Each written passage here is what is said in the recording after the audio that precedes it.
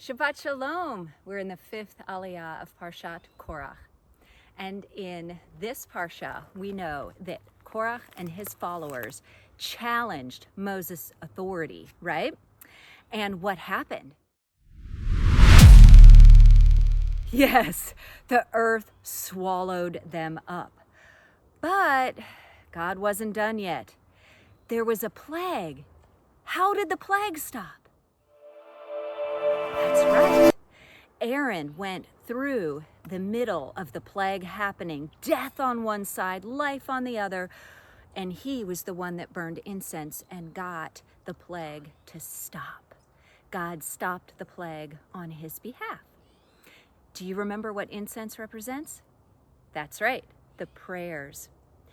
So Korach wasn't just challenging Moses' authority, he was also, by doing that, challenging Adonai's choices in who were responsible for leading the people.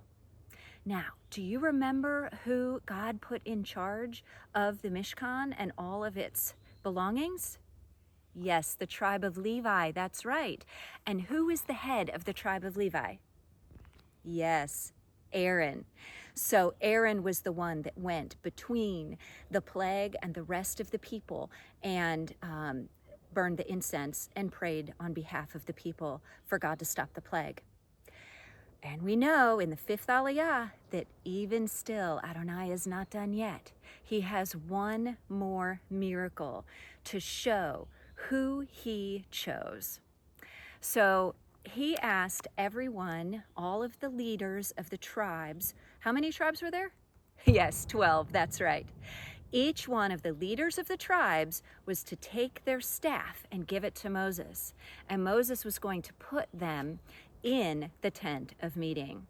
And overnight, God was going to do a miracle to show who it was that he had chosen to lead his people. So the staffs were in there overnight. What is a staff? It's a stick, right?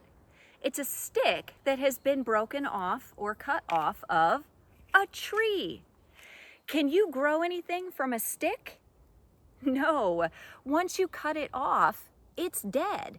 When it's not connected to the root, it can't get water and nutrients. It's not living anymore. Is this stick going to produce fruit? No way, not without a miracle. But guess what? God is a God of miracles, isn't he?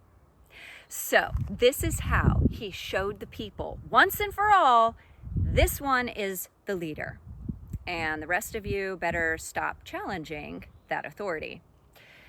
So Aaron's staff overnight budded, blossomed, and produced ripe almonds. Is that possible for that to happen overnight? No way. It takes a long time for a plant to bud and blossom and then produce fruit and for that fruit to ripen.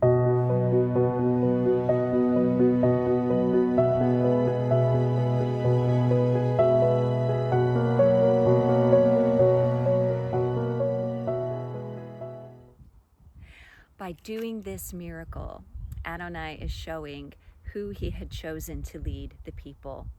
Aaron's staff produced those miraculous almonds. Now, what does this mean in your life?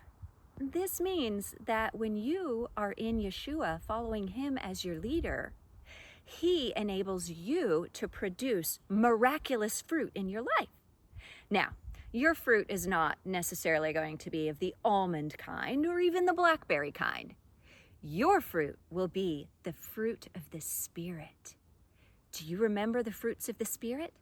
Love, joy, peace, patience, kindness, goodness, gentleness, faithfulness, and self-control.